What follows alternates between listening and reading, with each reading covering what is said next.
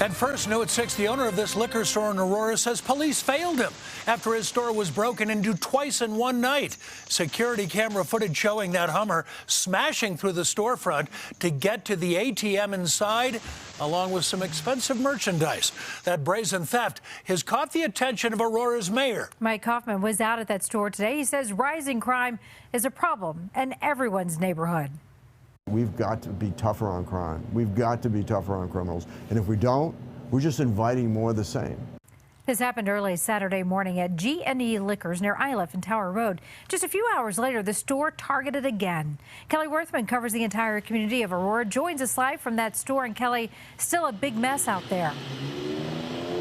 Well, Karen, you can see the boarded up storefront here, but this is what is left of the ATM that those suspects dragged out of the store. A total of 4 suspects ended up breaking into this business, also taking expensive liquor bottles, e-cigarettes, as well as lottery tickets. They also busted into a safe inside of the store where they took the owner's registered handgun. That owner tells me today he feels like the law failed him.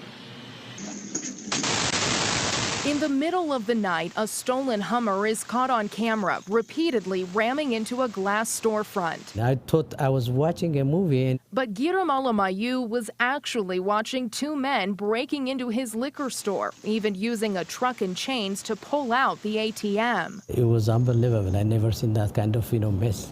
Giram called Aurora police, and officers arrived minutes later. He says they asked him to get copies of his security video, which took Giram about a half hour. And when he came back out, Look around, there is no presence of police officers. So Giram and his wife stayed in their truck so they could keep a close eye on their busted open business. Not 3 hours later, they couldn't believe their eyes. More thieves breaking in.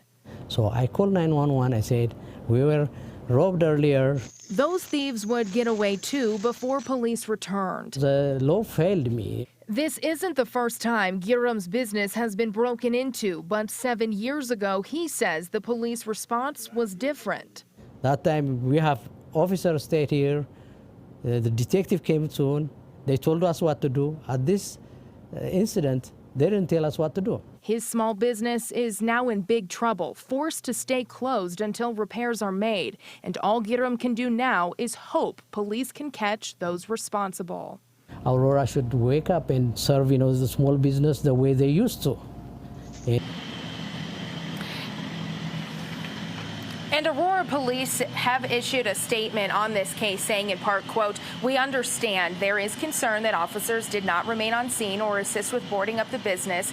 It is not normal protocol for officers to secure private businesses or homes after a burglary has occurred." They also noted that officers were handling some 20 other calls during that same time, adding they realize it is frustrating for business owners. And adding insult to injury, Giram tells me that it's going to take upwards of 2 weeks to get the supplies to replace the door here. And he can't open until this is replaced and repaired.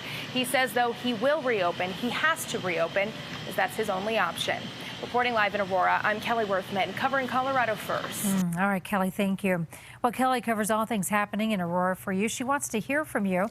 Let her know what's going on in your neighborhood by calling 303-863-TIPS. You can also reach her through cbscolorado.com.